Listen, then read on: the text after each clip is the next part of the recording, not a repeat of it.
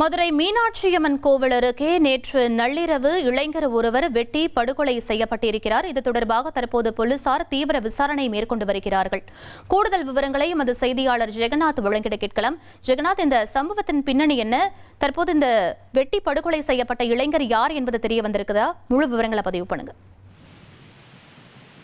வணக்கம்.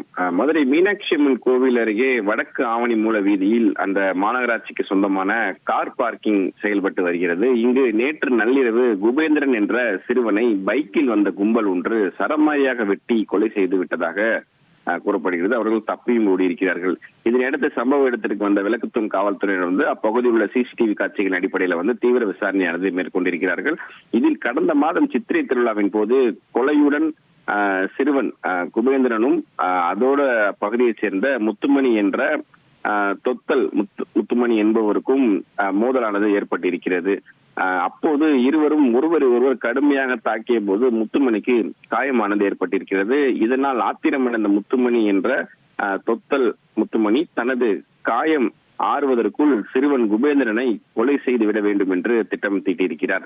இந்த நிலையில் தான் நேற்று இரவு சிறுவன் குபேந்திரன் மீனாட்சி அம்மன் கோவிலில் கார் பார்க்கிங் அருகே நின்ற போது அங்கு 2 பைக்குகள் வந்த முத்துமணி மற்றும் அவரது தம்பி ராஜ் மற்றும் சதீஷ்குமார், ஹரிகிருஷ்ணன், முத்துக்குமார் ஆகிய 5 பேர் கொண்ட கும்பலானது குபேந்திரனை சரமாரியாக வெட்டியிருக்கிறார்கள்.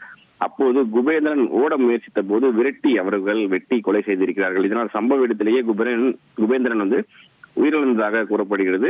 அந்த கும்பல் அங்கிருந்து தப்பியும் ஓடி இருக்கிறார். இதை தொடர்ந்து பாத்தீங்கன்னா சிறுவன் உடலையானது கைப்பற்றி உடல்கூறு ஆய்வுக்காக மதுரை அஜாஜ் மருத்துவமனைக்கு அனுப்பி வைத்திருக்கிறார்கள்.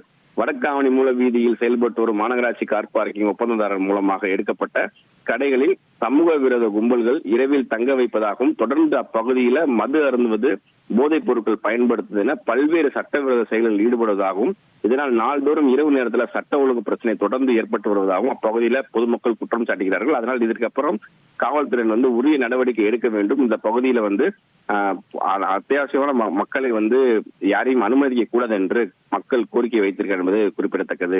1,28,00,000 மனங்களை வென்ற தந்தை டிவி யூடியூப் சேனல். தவிர்க்க முடியாத தம்ப்நெயில், கலக்கலான கான்டென்ட்ஸ். நீங்களும் இந்த குடும்பத்தில் இணைய இப்பவே சப்ஸ்கிரைப் பண்ணுங்க. அசுரபலம் கொண்ட எங்கள் டிஜிட்டல் கரங்களில் உங்கள் விளம்பரங்களை சேர்க்க வாட்ஸ்அப் பண்ணுங்க. 8939888838. Email advttv@dttv.in.